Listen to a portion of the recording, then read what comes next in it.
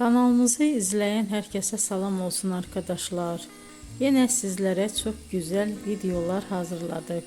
Can Yaman ve Demet Özdemir Erkenci Kuş dizisinde başrollarda çekilmiş ve herkesi kendilerine hayran bırakmıştılar.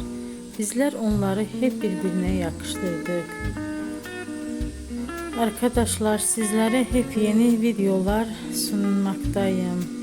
Umarım videolarımı beğenip kanalımıza abone olup dolu yorum yazarsınız. Sona kadar izlemeyi unutmayın arkadaşlar. Herkese teşekkür ederim.